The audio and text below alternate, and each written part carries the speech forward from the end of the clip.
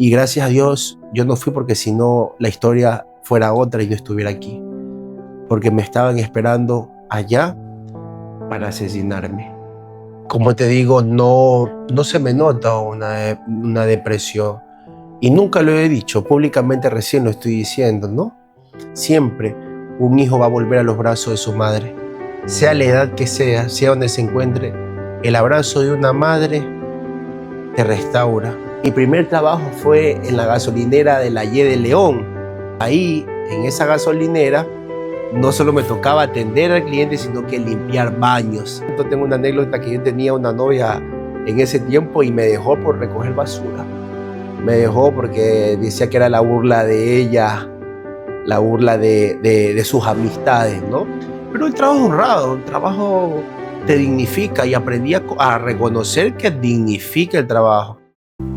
Hay una pregunta que pocas veces nos hacemos.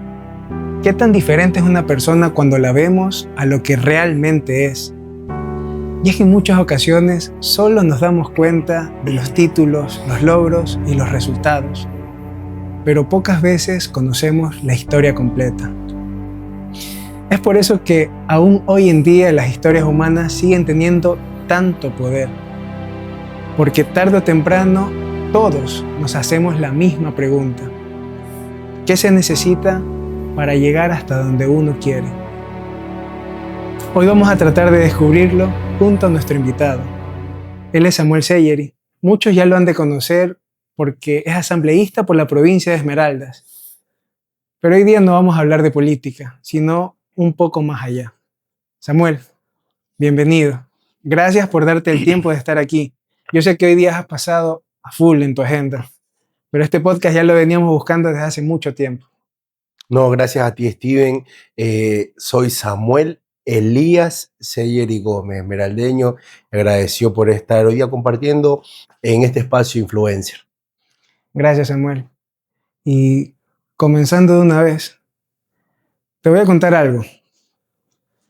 Hace ya unos cuantos meses a mí me hicieron una pregunta. De hecho, me la mandaron por mensaje cuando subía los reels de los podcasts, que no supe cómo contestar en el momento, pero yo quiero que hoy tú lo contestes. ¿Qué consejo le darías a ese joven que hoy nos está viendo, pero que cree que nació sin oportunidades? Bueno, nacer sin oportunidades no es estar tampoco condenado al fracaso. Estoy convencido de que se pueden construir, y es ahí que, aunque el camino no sea difícil, puedes tú comenzar construyendo, y se vuelve diferente la construcción de las oportunidades. Podría decirle que sí, hay muchas personas que han sido exitosas en la vida, pero han comenzado sin oportunidades. Todo depende de cómo tú quieras enfrentar la vida. Eso sí, con muchas cosas de que actualmente hay jóvenes que no tienen visión y misión de lo que quieren. Tú llevas un gran apellido ya reconocido aquí en la provincia.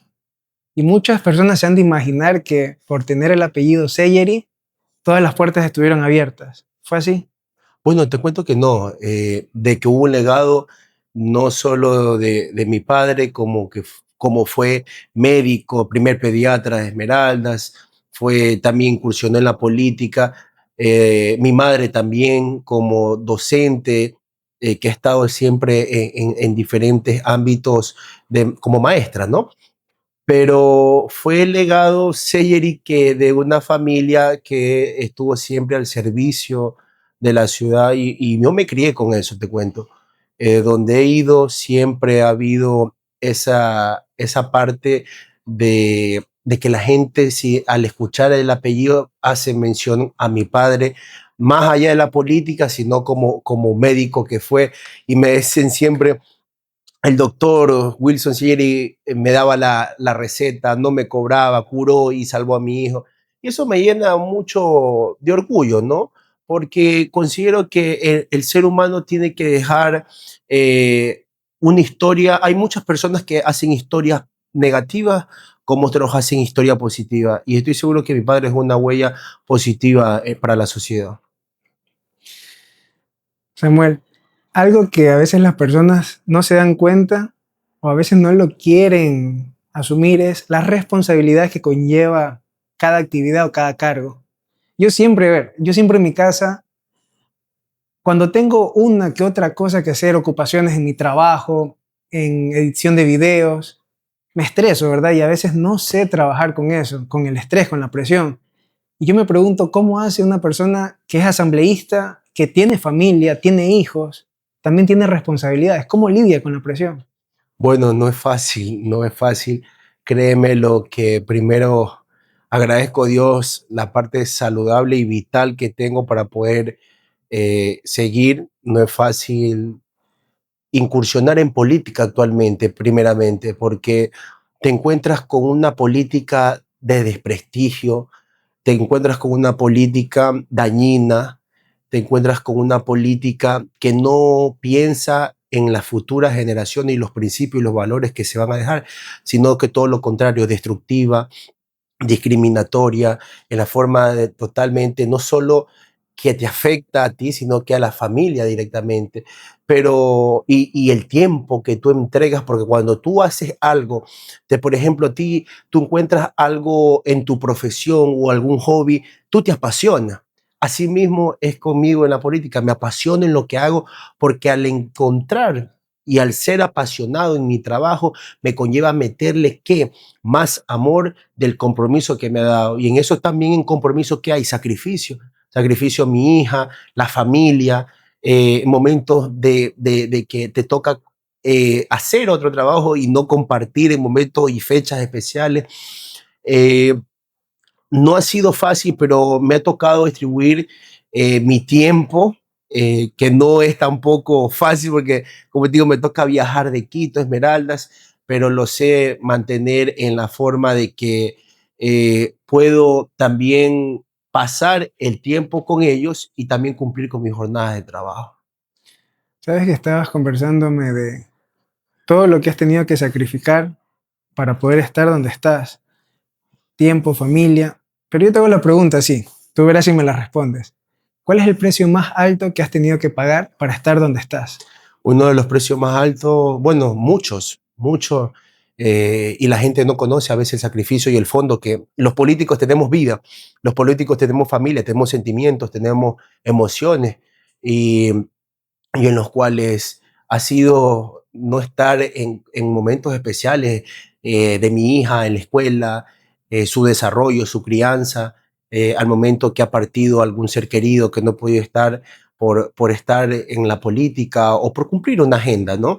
Cumplir una agenda porque, ¿qué pasa? Vivimos a veces en una sociedad que nos señala, nos apunta, pero poco reconoce, poco dice, reafirma un reconocimiento o aplaude un logro que no es para uno, en forma, hablándolo en forma general, y se vuelve un poco doloroso, ¿no? Doloroso. Yo he madurado mucho, actualmente que tengo 32 años, Steven, maduré a temprana edad, pero conlleva mucho el aprendizaje de la palabra madurar, porque en el madurar encuentras valorar también. Y en el valorar encuentra es vivir el día a día porque no sabes lo que pasa mañana. En el poco tiempo que pueda yo, o mucho poco tiempo que pueda destinar a mi familia y enmendar el tiempo a veces perdido y reflexionar también conllevo a esa parte, porque tú no puedes amar, decir amar, si no primero valoras. Sabes que te estaba escuchando ahorita lo que decías y hablabas de que no pudiste estar en momentos importantes de tu hija y también en partidas, gente que murió de tu alrededor. ¿Cómo superas una pérdida? Creo que la pérdida jamás se puede superar. Conllevas o vives con la ausencia de un ser querido. Todos hemos pasado por un momento de luto, que el luto es el momentáneo, pero sentir la pérdida de un ser querido es algo que realmente no se supera.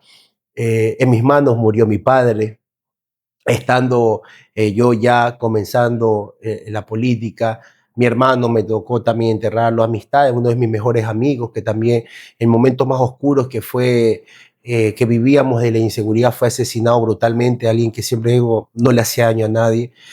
Así, vecinos, en tiempos de pandemia, en todo lo que hemos vivido, ¿no? Pero la gente puede decir, bueno, pero no son familias así el resto directo. Pero es que vivimos en una sociedad menos humana y más conformista. Vivimos en una sociedad que no valora, sino que más bien vive el momento, pero sin pensar el mañana. Yo aprendí a valorar a cada una de las personas que me rodean. Porque cuando tú dices mis seres queridos, no solo hablas de tu familia, hablas del entorno del cual tú crees que es un ser querido para ti.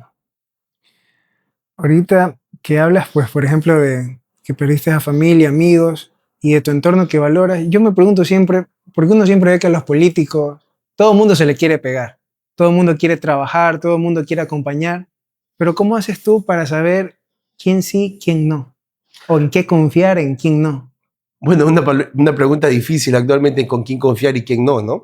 Creo que en las vivencias, las experiencias y en la vida cotidiana, a menudo que tú estableces un vínculo laboral, de compañerismo, compañeros de lucha, de un mismo proyecto, te vas a dar cuenta de cuánto es el tema de la lealtad.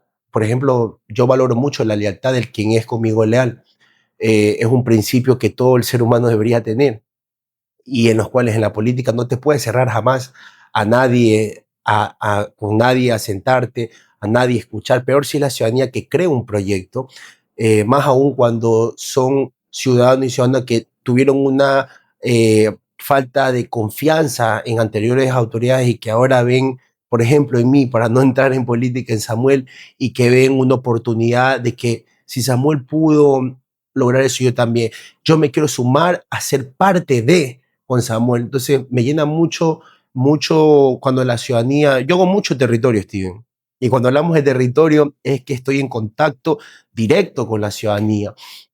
Yo no puedo darle espalda a la gente porque Esmeralda es una provincia que ha sufrido mucho el abandono. Hemos sufrido, nosotros siempre digo, no hemos vivido, nosotros hemos sobrevivido a muchas situaciones y sin embargo nunca nos quitan la esperanza de sonreír, nunca nos tocan esa fe de querer seguir adelante. Yo creo en Esmeraldas, nunca he pensado en irme de esta tierra y en los cuales yo trabajo con quien tenga siempre la ideología de poder dar progreso, desarrollo y bienestar a la gente. Esa debería ser una verdadera ideología. Claro, ya bueno, ya que te metiste a hablar de política, Y que no queríamos, pero respondiendo a las sí. preguntas que conllevan a eso. Ahora lo que se me viene a la mente es, ¿tú siempre quisiste ser político o tenías algún otro sueño? Bueno, desde niño quise ser muchas cosas en profesión, ¿no? Quise ser periodista. Me acuerdo que ponía con mis primos la plancha el burro, como le decimos, de planchar y nos poníamos así como que era la mesa del set de televisión para grabar y nos poníamos así a dar las noticias de lo que nos transmitían. Bueno, en mi época todavía yo me crié con televisión blanco y negro y que teníamos que darle golpe a la televisión para que puedan salir a veces los canales y los televisores estos que eran, como le decimos, como adagio populares, los culones, ¿no? Sí. Sí quise ser político, pero no sabía qué era el concepto de política. Lo hacía sin saber qué era política servir. Porque como te digo, vengo de un hogar, vine de una familia, tanto de padre como de madre, que han servido. Y son de las personas que se quitan la cuchara del plato y de la boca para dar de comer a la gente. Y eso siempre me gustó. Mi mamá me decía que yo de niño siempre quería ayudar a todas las personas. Me despojaba de mis juguetes, que a veces tenía la posibilidad y la oportunidad de tener juguetes y le brindaba al que no lo tenía. Asimismo, siempre, y eso me hace recordar a mi hija, cuando yo salgo con mi hija y ve a veces familias que tú ves en los semáforos, me dice, papá, o si sale con sus abuelos, ayudemos a esta familia. Me hace recordar mucho a mi hija en aquello. Después fue naciendo el tema de la política conmigo. Cuando fue en el colegio, desperté, me crié con un político, nací con un político, como era mi padre, tuve con mucha gente siempre alrededor, temprana edad, y siempre me gustó estar rodeado con muchas personas. es más, no de mi misma edad, sino que de más edad. Me gusta escuchar porque una cosa es oír y otra cosa es escuchar. Y si ves que yo hablo bastante, ¿no? Y en la forma de que cuando me dio la curiosidad de mi padre y su desenvolvimiento y resultados que tuvo y su forma de ser querido en la política. Era muy defensor siempre de las injusticias. Yo no tolero quienes son de mi círculo cercano, quienes conocen a Samuel saben que yo no tolero las injusticias. Y creo que tiene que ver más que voz, tiene que ver representación, tiene que haber resultados. Y comencé mi política estudiantil. Mis pininos fueron en el Colegio Sagrado Corazón, Sagrandino de Corazón, que estuve, y desde ahí me di cuenta del momento. Claro, fue algo que me temblaba en el primer discurso cuando lo di, pero de ahí fui comenzando y de ahí fuimos avanzando después en otros temas ya más fuertes en política partidistas. Estuviste hablando de que tu hija ahora te hace recordar a ti cuando eras pequeño, pero ¿cómo fue tu infancia? ¿Tuviste todo servido en bandeja de plata siempre? Bueno, no tuve servido en bandeja de plata.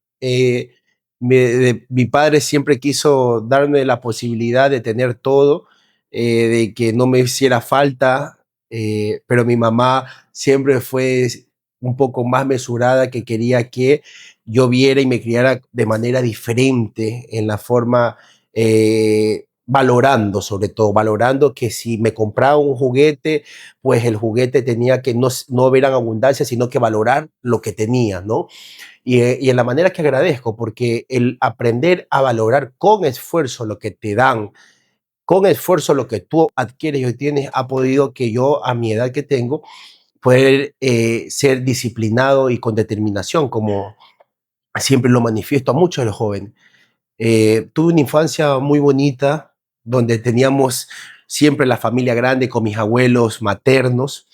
Me gustaba pasar y siempre he pasado en mis abuelos maternos. Me crié en un barrio populoso de Esmeraldas, un barrio que está sumergido en el abandono históricamente, ya más de 40 años de vida, un barrio donde aún sus calles son de polvo, no están asfaltadas, pero está sumergida en la inseguridad, pero por falta de oportunidades, que comenzamos justo comenzando este diálogo con las faltas de oportunidades, y siempre me gustaba. Ahora se me impide a veces ir por diversas situaciones de seguridad, pero en un barrio me crié donde al vecino nos decían que le dijéramos tía o tío, ¿no? Los de mi misma edad eran tus hermanos, los que comían en la misma, en el mismo plato. Antes las casas, la mayoría eran de madera y tenían piso de tabla. Nos acostábamos después de comer en las tablas porque era totalmente delicioso. Me crié en una casa donde había el zinc y que cada que el invierno era lo más bonito escuchar el ruido de la lluvia caer en el zinc. Me crié en un hogar donde en ese barrio es como estilo de campo, y mis abuelos nos decían, ¿sabe qué? Vamos el día sábado a sembrar y a cosechar los productos que sembraba, que llame plátano, yuca. Me encantaba eso, ir a cosechar, porque nos ponían a competir quién más cosechaba, y en la noche ya comíamos esos productos. Me crié en un barrio que no se compraba el año viejo, sino que se lo hacía con las hojas verdes del plátano de verde, ¿no? Cada fin de año me crié en un barrio, y en mi infancia, que solo te compraban a veces, claro, era fijo las dos ropas al año, o tres ropas, que era una para en la parada de carnaval, la otra para el 5 de agosto, que cada que había feriado, y la otra para Navidad y Año Nuevo, ¿no? Claro que te compraban a veces, pero esas eran las fijas, las fijas. Me crié en un barrio donde en cada evento, cada festividad, todo el mundo como vecindad se reunía y disfrutaba, y había la convivencia y muchas cosas más, que tuve una infancia muy maravillosa, una familia grande, unos abuelos que me enseñaron muchas de las cosas de lo cual hoy también me he formado. Eh, de mucho amor, claro, también muy creyentes, muy religiosos, y la forma de que pude también esos momentos recordarlos y también inculcárselo a mí. Estás hablando de tus abuelos y uno siempre tiene, por ejemplo, a su ser querido o en su infancia, sus abuelitos. Pero, ¿qué significan tus abuelos en tu vida? Mis abuelos son mis segundos padres. Son las personas que desearía que también fueran eternas. Son los que estuvieron ahí conmigo en los momentos que necesitaba de alguien, ser escuchado, sentir también ser amado, que él también lo recibía de mi madre, ¿no? Porque mi papá de niño, cuando yo tuve 4 años, se tuvo que ir fuera del país, a los Estados Unidos. Aproximadamente tenía 4 años. Y yo recién lo vuelvo a ver a mi padre cuando llegó, que yo tenía ya 12 años prácticamente. Entonces me crié con mi madre, con mi familia materna, eh, y mis abuelos siempre eran mis alcahuetes, lo que yo tenía ganas de comer siempre me hacía, nos consentía, pero también aprendí bastante el orden. Decían pobres pero limpios. Y era una casa grande, de madera en ese tipo, bueno, mixta, y de lunes a viernes nos tocaban hacer cumplir con nuestras escuelas y los sábados también ya tener todo limpio. Fue momentos muy, muy bonitos y siempre recuerdo y están gracias a Dios con vida mis abuelos. Eh, Son aunque temáticos, pero son mi vida y en los cuales, ¿para qué? Para todos deberían ser los abuelitos así, de esas personas que están ahí para escucharte y aprender. Sabes que yo alguna vez escuché parte de tu historia, que hoy en día, pues, yo que conozco poco o mucho de tu vida, me parece sorprendente. No sé si será verdad. ¿Cierto que tú alguna vez trabajaste recogiendo basura o algo así?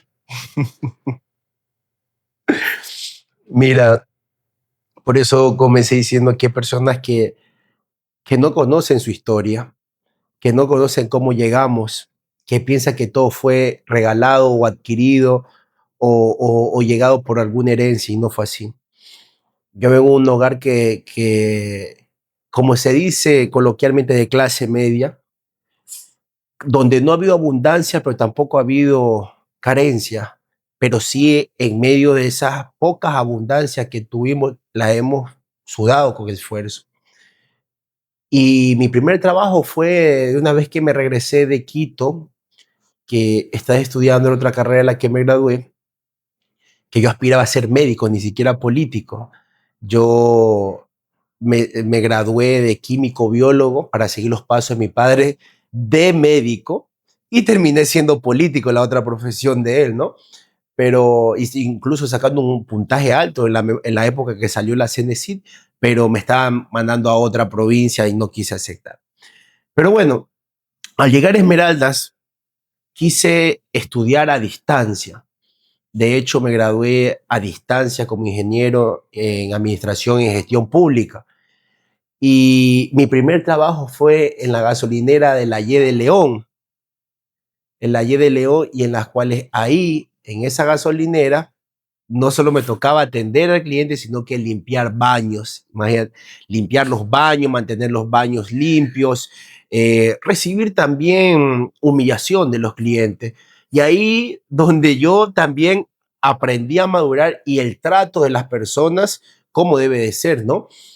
Después de eso, estuve también en una empresa de recolección de basura, de desechos sólidos aquí en el Cantón Esmeralda.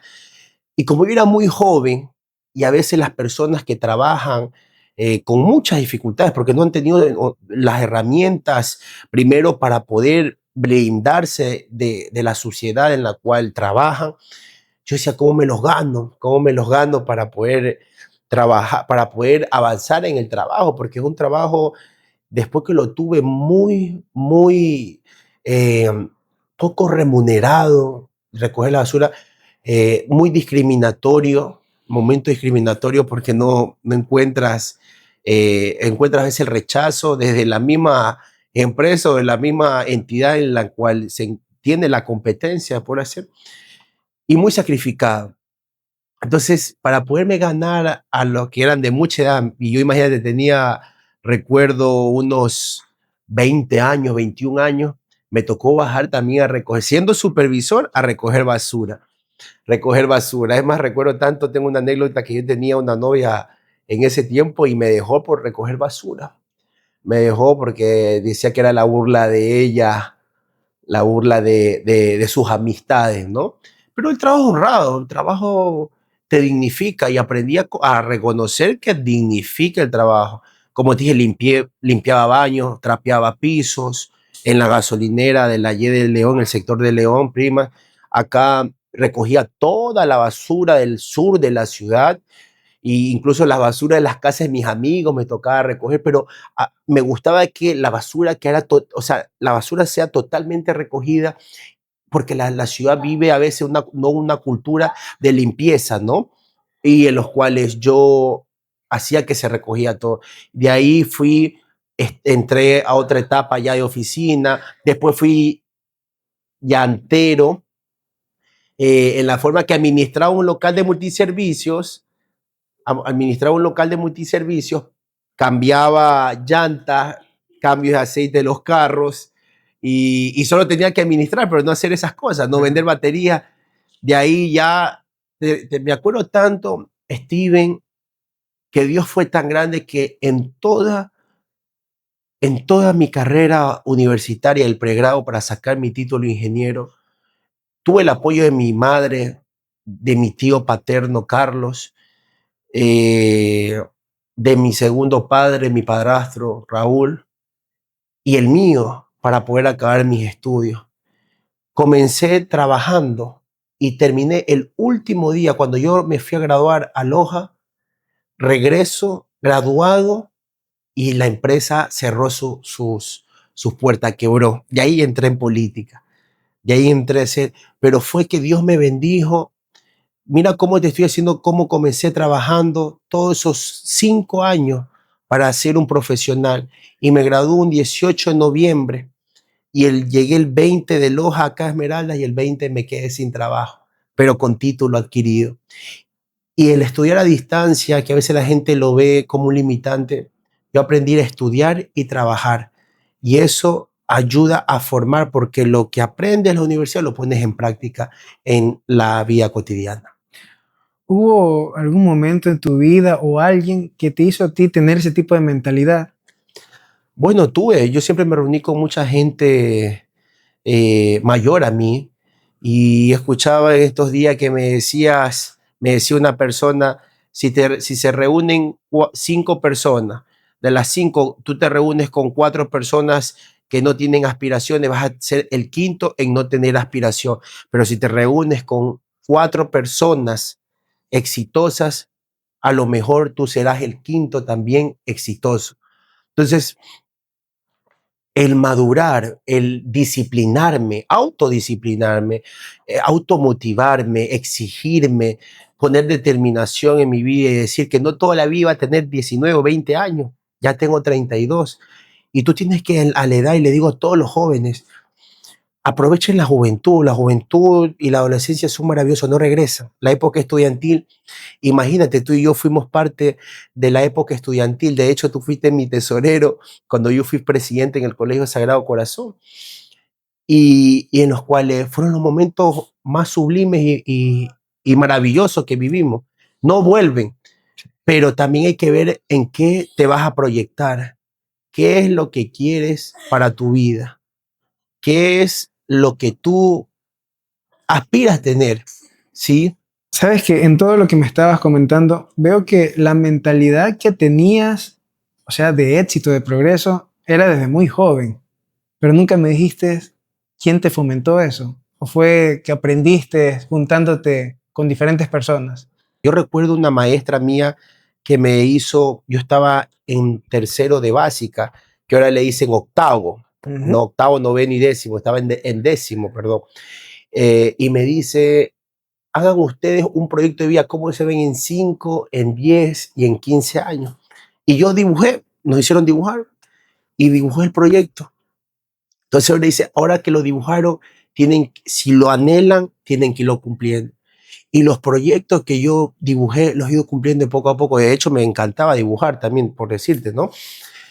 Eh, Creo que la juventud de hoy, y es mi consejo que le digo a Steve, tú viste que nosotros fuimos parte de una misma institución educativa. De hecho, tú fuiste mi tesorero cuando yo fui presidente del Consejo Estudiantil en el Sagrado Corazón. La época más maravillosa que uno tiene es la adolescencia, la juventud, no regresa como mucho, pero también la juventud de ahora le falta más determinación, disciplina, enfocarse, saber que no todo siempre vas a tener 19, 20, 21, 22 años, de que el día, el tiempo pasa, y cuando hablamos del tiempo es cada segundo, porque el tiempo no regresa, el tiempo avanza, y así como avanza, avanzan los años, avanza tu cuerpo, avanzan tus oportunidades, y en esa avanza que avanza el tiempo, tú tienes que ver si tus oportunidades avanzan o te limitas a ver a ver qué te sucede. El tiempo no te va a venir a buscar, tú tienes que ganarle al tiempo. Y creo yo que eso falta mucho en la juventud de hoy en día, que debe de enfocarse. A mí nadie me lo dijo, me tocó aprender. Es más, me decían como de chapa, como uno dice coloquialmente, me decían el viejo, porque me gustaban primero, yo soy amante de las baladas de recuerdo, de los 19 años, me encantan las baladas de recuerdo. Y siempre me reunía con mayores, y otra de las cosas que me encantaba era pensar ya con mente madura, con mente madura. Claro que he vivido mi juventud, la he disfrutado tal como cualquiera la quisiera disfrutar. Esta es la parte bonita de tu historia, con sus altibajos, pero no todo es color de rosas, ¿verdad? Y a veces nosotros, como personas común y corriente, por así decirlo, olvidamos que el resto que ocupa cargos altos, en este caso en la política, también son seres humanos. Y yo sé que así como nosotros, como el vecino, como tal vez nuestros tíos o abuelos, tú también tienes que haber tenido días difíciles. Y mi pregunta es, ¿cuál ha sido esa noche más complicada que has tenido? Mira, Eh, hay muchas noches complicadas y ni noche, momentos.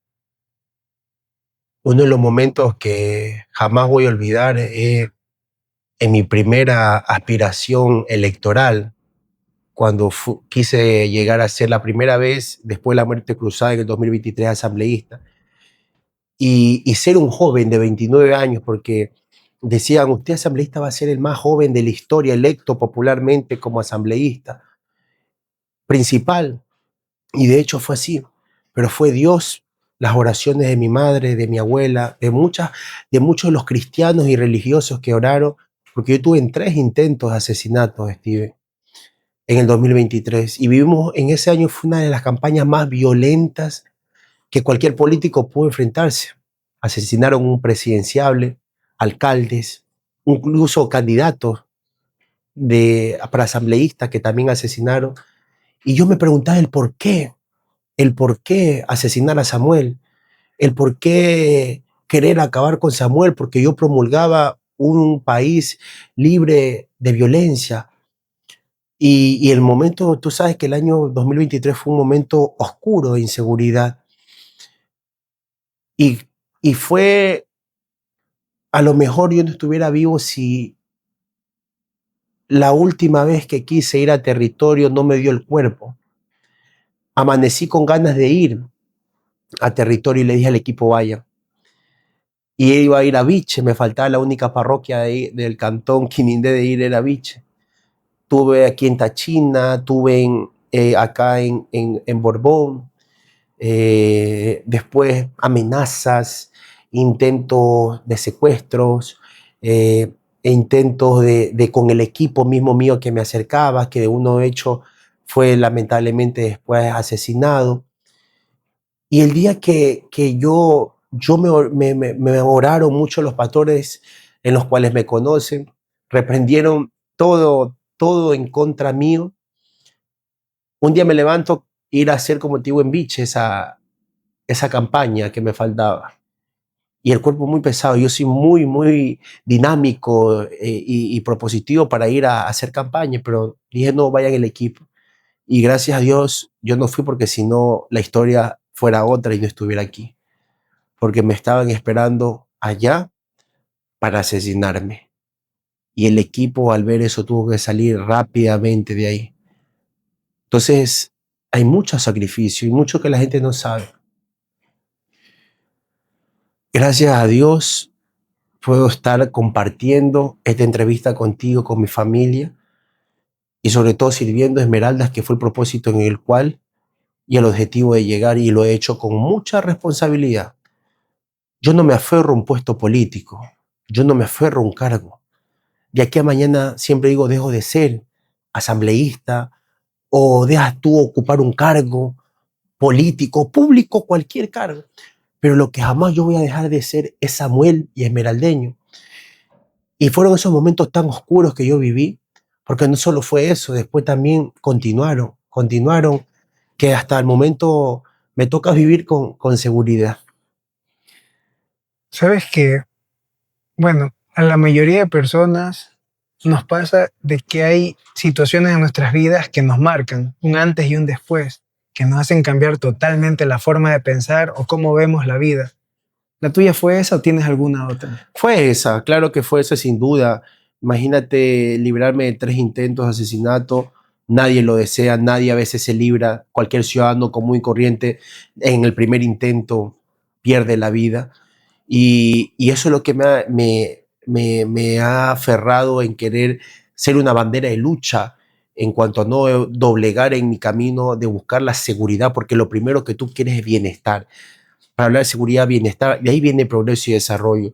Tuve más momentos en mi vida, imagínate, son 32 años que tengo, y en mi paso, no solo en la política, sino que en la función pública, como servidor público que fui en la prefectura, fue uno de los momentos también que me llegó y me marcó la pandemia del COVID-19. Estuve desde el primer momento, estuvimos en las calles con un gran equipo. Incluso en mi cumpleaños, mi hija recién de meses nacida, cuando enfrentamos la pandemia, y ver que morían vecinos, gracias a Dios no tuve un familiar cercano que haya fallecido, ver que fallecían vecinos, amigos, conocidos, tú sabes, Esmeraldas es pequeño, todos nos conocemos, de que me tocaba estar en territorio llevándole kit de alimentos junto con la autoridad provincial y un equipo de trabajo, y había gente que no habían comido en todo el día, 2, 3 días, y que ya con kit de alimento entregarles, que ya con ayuda humanitaria. Pero el ver que no solo Esmeralda, sino que el mundo se conmocionó, aprendí desde ese momento a valorar más al ser humano. Aprendí a valorar más a los que me rodean. Porque hacer una despedida, y diciéndote hipotéticamente despedida, en un mundo conmocionado con un virus que no se conocía ni la cura, y el que entraba o salía de su casa solo regresaba en una caja y embalado, eso es duro. Y eso no se lo deseo a nadie, porque tú no podías despedirte del amigo, del vecino, del conocido o del familiar. Ver los cementerios, eh, los camposantos colapsados, ver que se hicieron fosas comunes sin saber quién podía reclamar esos cuerpos, sino que ser enterrados como cualquiera, y en forma general, y sin ni siquiera un acto, una ceremonia como estamos acostumbrados, eso marca. Y créemelo, quien no le llegó la pandemia, creo que no sabe cuál es la esencia de la humanidad, porque fue uno de los momentos más difíciles, que eso lo hizo incluso las personas mayores, que el mundo lo vivió. Sí, recuerdo cómo fue la pandemia y créeme que me hiciste trasladar a esos momentos que nadie quiere repetir. Y hace un momento hablaste de que habían asesinado a un mejor amigo tuyo. De hecho, creo que estamos de acuerdo que muchas cosas en la vida no son justas. ¿Tú qué le dirías a ese joven? Porque hay personas que todo el momento se levanta, duermen diciendo la vida no es justa. ¿Por qué? Sí, fue un momento doloroso perder uno de mis mejores amigos, a Fabián Palate, y es algo por no decirlo, que el que siempre estaba incondicional en los momentos no solo duros, sino que también de momentos buenos, felices, en los cuales me acompañó hasta el último momento en mi campaña. Razones desconocidas hasta el momento, no se sabe quién o por qué motivo lo hayan asesinado. Yo hablé minutos antes que lo asesinen, quedamos vernos como siempre, con restos de amigos, poder disfrutar un domingo. Y, y en la forma como lo asesinan a alguien que era el que nos enseñó a la mayoría del equipo y del grupo, y a mí sobre todo, a dar gracias a Dios cuando te servían los alimentos. Era el único que tú lo veías orando y dando gracias a Dios. El que se desvivía por sus padres, por su familia, por sus amigos, el que pensaba más en sus amigos, en este caso en mí, que en él mismo, ¿no? Entonces son cosas de que tú te preguntas el por qué, y Dios a veces es el que te da la respuesta. Yo lo que aprendo es de que, aunque suene reiterativo, es de que hay que aprender a ser más humano. Y a este mundo le falta tener más humanidad. Es duro la pérdida de un familiar, de un amigo. Realmente, bueno, gracias a Dios todavía no he tenido de cerca Ni eso, que lo porque tengas sí, tampoco. si no. Y sobre todo hay muchas cosas que a veces uno dice, hace un momento te preguntaba cómo uno puede superar la pérdida de un ser querido, pero realmente yo creo que no se puede superar, sino sobrellevar. ¿Tú cómo has hecho también? ¿Estás sobrellevando? Porque, a ver, yo entiendo y te juro que hasta ahora se me pone en la cabeza la presión que has de sentir de la gente que te escribe, porque hay mucha gente que escribe para pedir ayuda, para contarte sus problemas, sabiendo que tú también tienes problemas. De hecho, en casa mismo, con amigos, o sea, a veces hasta problemas económicos uno pasa. Créeme que me toca no solo ser político, ser Samuel, ser padre, ser hijo, ser amigo, porque me toca siempre ser amigo, sino que también ser psicólogo, y poder también solucionar problemas. A veces soluciono problemas de otras personas y no puedo solucionar mis propios problemas. No es fácil, no es fácil, pero el profundo agradecimiento, gratitud que le tengo a mi gente es que me conlleva a poder distribuir el tiempo y poderle también ayudar y prestarle atención. Porque, ¿qué pasa? La gente se cansa que solo en campaña aparece el político, y después se olvida y no contesta ni el celular ni los mensajes.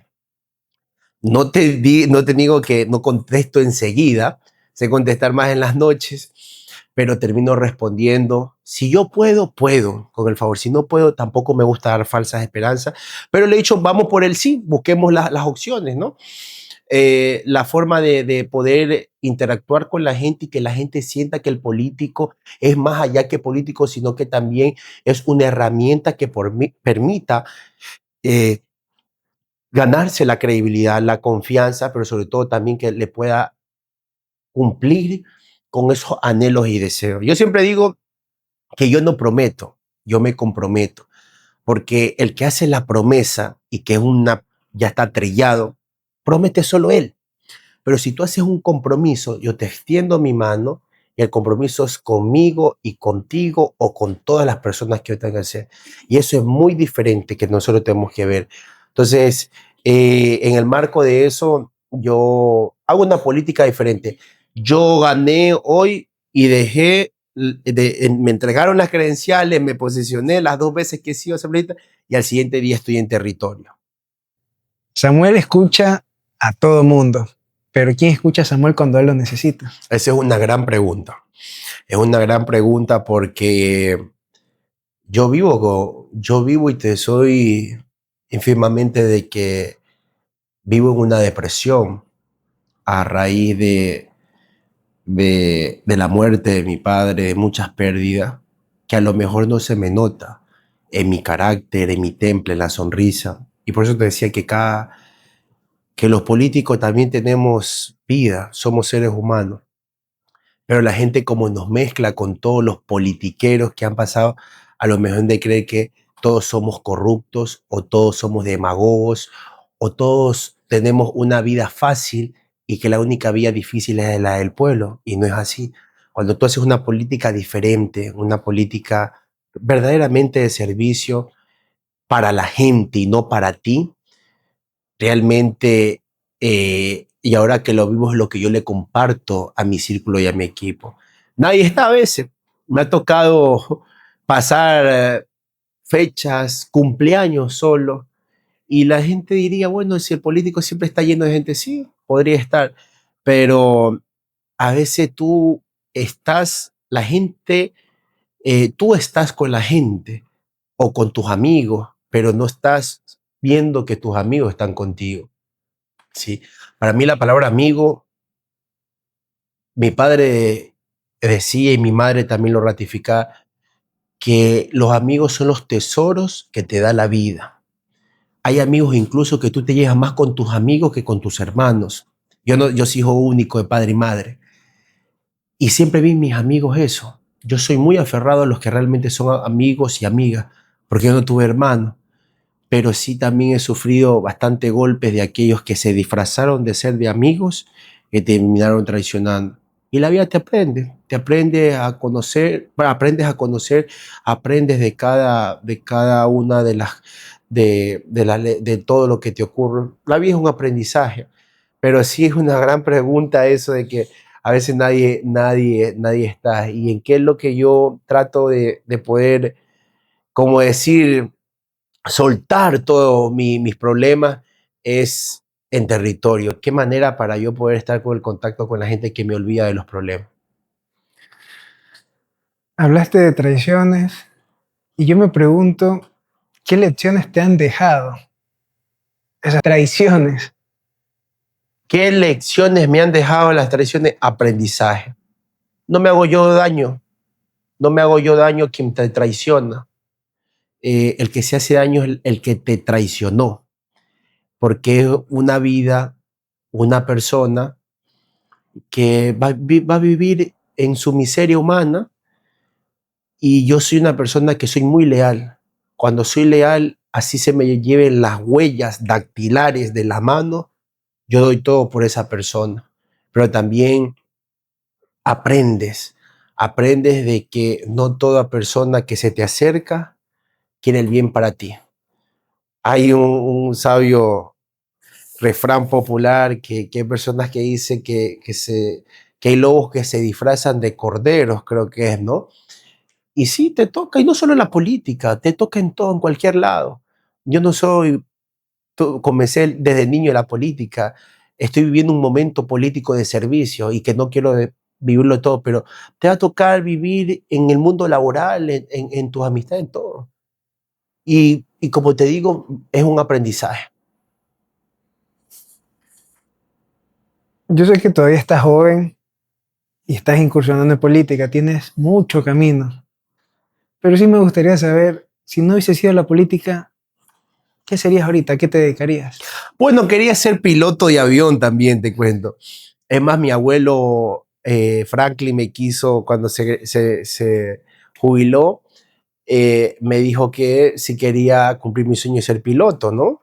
Mira que te dije que quería ser periodista, quería ser médico como mi padre, que vengo de una familia paterna que son médicos, quería ser piloto de avión, después arquitecto porque me gustaba dibujar. Claro. Entonces creo que estaría, si no está en la política, emprendiendo, porque me gusta también emprender, soy muy dinámico y creativo, y creo que la misma coyuntura que vivimos me ha llevado a eso. Hace un momento hablaste de que vives tal vez en un estado de depresión, que la gente no se da cuenta. Piensa que por ser político, pues tienen todo resuelto. Familia, vida, amigos, economía, todo. Pero sí me gustaría preguntarte, ¿tú qué consejos le darías a alguien? Porque puede que nos estén viendo, alguien que siente que está perdiendo esa batalla. Mira, hay depresiones, las puedo catalogar agudas, graves, ¿no? Severas, urgentes o críticas. Yo, como te digo, no se me nota una depresión. Y nunca lo he dicho, públicamente recién lo estoy diciendo, ¿no? Que es algo mío, íntimo. pero es la forma de que me ha tocado a mí mismo superar muchas cosas que han conllevado a la depresión, y en las formas que a veces no ha habido nadie, nadie. Y sí, hay momentos oscuros y el único que debe refugiarte es Dios. Hay un enemigo que a veces combates adentro y eres tú mismo el enemigo. Y ese interior, ese enemigo que tienes interior, tienes que sacarlo.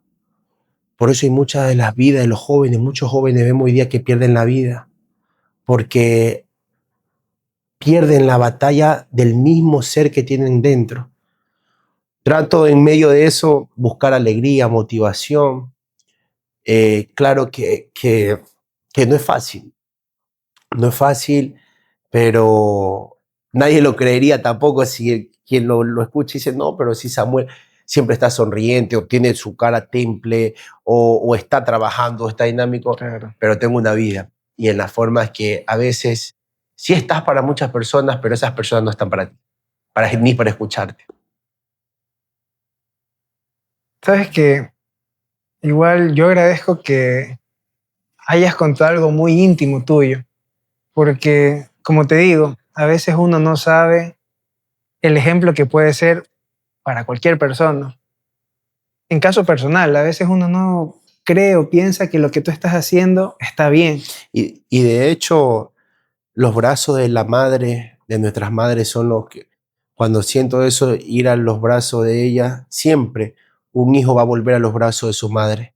Sea la edad que sea donde se encuentre, el abrazo de una madre te restaura, te sientes protegido, te vuelves y regresas a la infancia donde cuando te caías y tenías algún raspón, corrías a los brazos de mamá. Y son una de las cosas que me fortalece. Para ir cerrando el podcast, me gustaría hacerte dos últimas preguntas. La primera, si tuvieras la oportunidad de sentarte al lado del Samuel de 15 años, sabiendo todo lo que conoces hoy en día, ¿qué consejo le darías? ¿Qué le dirías que no hiciera? Bueno, no le diría mayor cosa, sino que siga viviendo la vida. Siga, y con ese mismo de hace 15 años, que estamos hablando que tenía unos 17 años, ya estaba aprendiendo a tener proyecto de vida, de visión, de lo que quería crecer. Que le diría muchas de las cosas de lo que tendría que cambiar, pero en otras lo dejara que siguiera, que se golpeara, que cayera porque también se ha levantado. Y son más de lo que le dijera que corrigiera, que, o sea, le dijera más que viva la experiencia y que viva sus propios aprendizajes. Eh, no cambiaría mayor cosa. Lo que más sí pasaría más tiempo con las personas que a lo mejor he perdido. Y para cerrar, yo quiero que te imagines que hoy, asumiendo que Dios puede responderte cualquier pregunta que quisieras hacerle, ¿qué le preguntarías? Es una gran pregunta. ¿Qué pregunta le diría a Dios?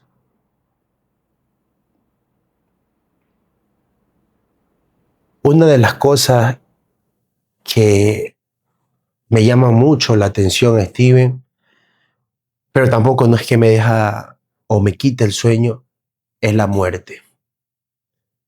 Porque tanto nos matamos, como decimos, queriendo obtener algo, nos peleamos, tenemos rencores, personas que a veces dicen tener odio, otros que humillan porque tienen más que el otro.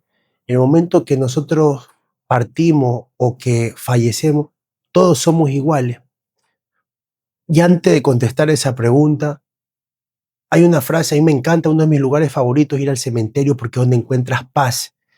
Y encuentras en el cementerio siempre una frase que aquí comienza, aquí se acaba el orgullo y la vanidad y comienza la igualdad. Y eso es la esencia que tendríamos que tener todos los seres humanos. Porque nos matamos, tenemos odio y tantas cosas, humillamos. Pero el momento que Dios nos llama o ya perdemos aquí nuestra oportunidad de vida, somos iguales todos. Entonces sí me queda esa pregunta de Dios y que muchos siempre, porque la muerte es un misterio y es algo, es lo más seguro que vamos a tener tú y yo y que nos verán y todo el mundo. Pero ¿qué va más allá de la vida terrenal? ¿Qué va más allá de la vida espiritual? Hay el reencuentro con tu familia, hay la vida eterna, que estoy convencido porque sé que no queda solo en este mundo terrenal. Entonces son esas preguntas que yo le haría, porque el resto del todo me lo ha hecho ver a través de su palabra.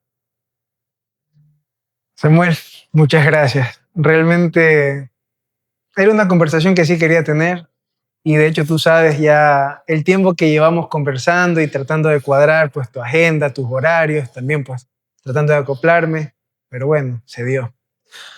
Bueno, más bien gracias a ti, la verdad que es mi primer podcast que he hecho oficialmente donde me he podido dar a conocer la parte como es Samuel, ¿no? Creo que nos faltó un poco más de tiempo, pero satisfecho en poder decir, espero que quienes nos vean, no solo los adultos, las mujeres y hombres, sino los jóvenes, vean en mí siempre un ejemplo. La vida es hoy, la vida no es mañana. Tú no conoces el mañana. Siempre hablamos que los niños y los jóvenes son el presente y el futuro. El futuro no existe, el futuro lo haces tú. Y el futuro es el que tú mismo te propones, te lo construye. Iniciamos diciendo de que qué pasa con personas que nacen sin oportunidades. Sí, será muy difícil, pero en medio de lo difícil, lo más bonito es que te construyes tú tus oportunidades. Y es lo que yo he construido, mis oportunidades con sacrificio, pero con una profunda convicción de lo que yo quiero, de lo que yo digo, lo hago. Y eso es lo que quiero que los jóvenes y todos lo tomen en selección. No dejen de valorar a sus seres queridos, vivan la vida y sean humanos. No solo sean personas, sean humanos, que la humanidad es lo que nos hace falta a todos. Muchas gracias.